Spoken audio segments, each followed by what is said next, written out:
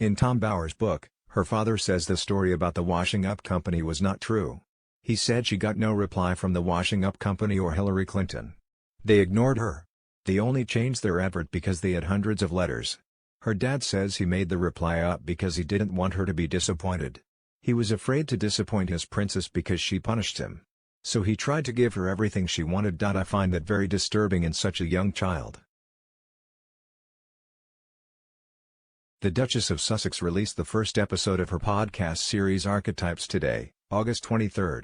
The podcast will examine the stereotypes and labels which women face. However, several social media users were not impressed by Meghan's new release, which began by rehashing a childhood story in which she wrote to a soap company whose TV ad had offended the Duchess as a child.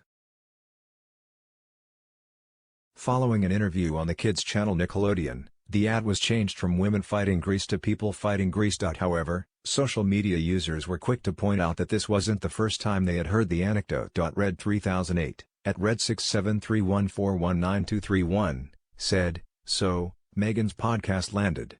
I can't have an opinion unless I listen, so took a deep breath and went for it. OMG. I just finished listening to Meghan's debut podcast, and the part I found most off-putting was how often and deliberately she brought up her close friendship with Serena. Every time Serena would talk about an experience, Meghan would insert herself into the experience or the story by continually interjecting how Serena was over at our house when the news broke, or had dropped by to confide in me first, or told me before anyone else knew, etc. etc. Pretty soon my focus wasn't on the topic, but on how many times Meghan had tried to convince me and the rest of the world that she was besties with Serena. It was juvenile. I was ready to turn off after 20 seconds when I heard the YAWN soap ad story yet again.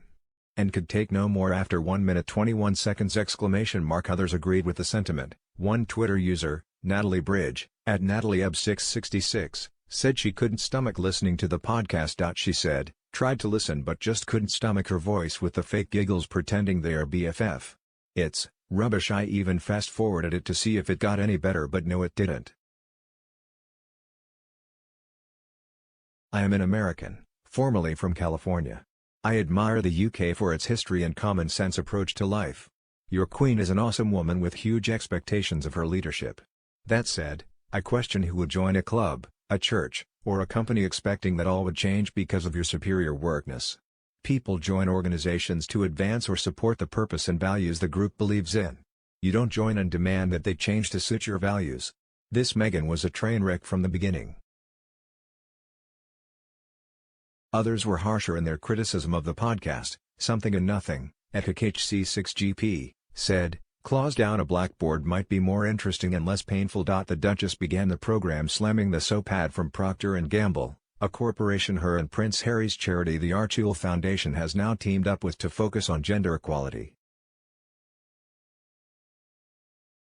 The 1990s ad said that women are fighting greasy pans. Meghan said, "I was furious. Women? Did I really just hear that guy say that women, as in only women are the only ones who wash dishes, and then I heard them, these two boys in my class, breathing life into my biggest fear." She added that two boys in her class saw the ad and then said that women belonged in the kitchen. She added, "They said yeah, that's where women belong, in the kitchen. Oh man, this did not sit well with 11-year-old me." The beginning of the podcast is punctuated by voiceovers of an 11-year-old Meghan being interviewed by Nickelodeon, something which appeared in a Channel 5 documentary last year. The podcast series will feature 12 episodes which will host household names and experts speaking about women's stereotypes and labels. I'm sure PNG said they were changing the ad anyway before she wrote in. I'm sure if the Queen's great-grandson had nearly burnt to death we would have heard it long ago. All this while her hubby is on a secret trip in Africa. With pictures, every day deliver us from evil. Brace yourselves, next podcast we will hear how Lily escaped a kidnap attempt at the Jubilee. The traumatic experience of being nearly kidnapped by the Queen's corgis. That left Meghan so traumatized they had to immediately board their eco-friendly private jet and escape back to their 16 flushing toilets. Whatever they both come up with is a failure as always.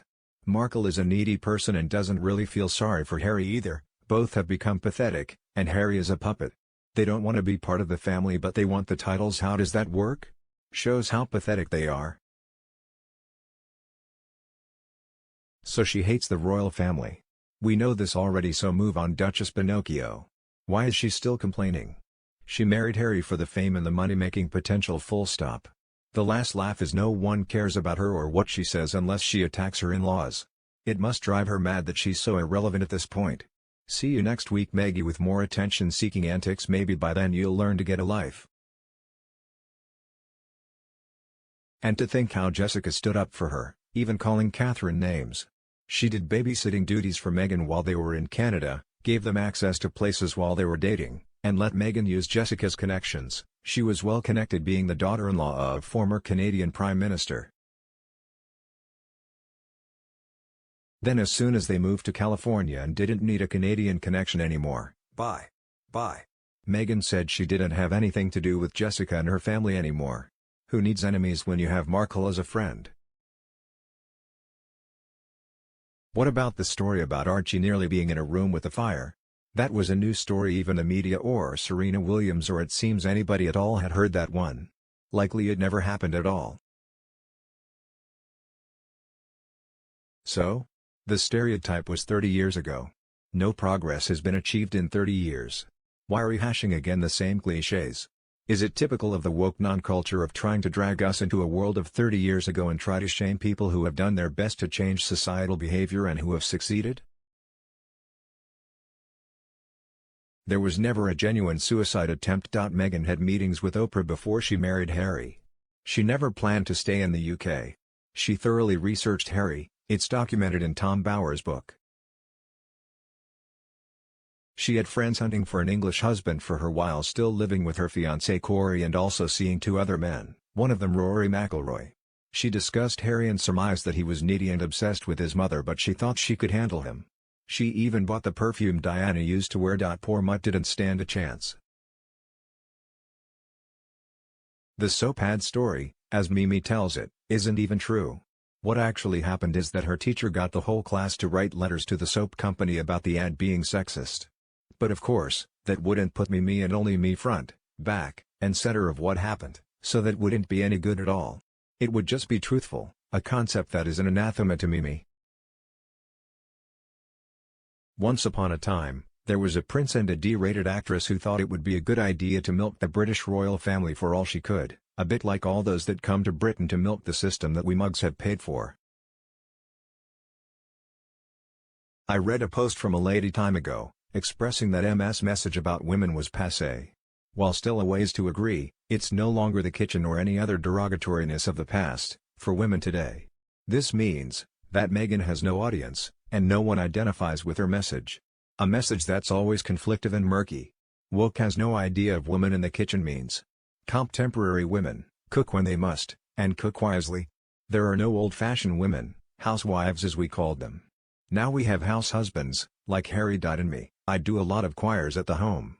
Have two, it's called distributing household choirs.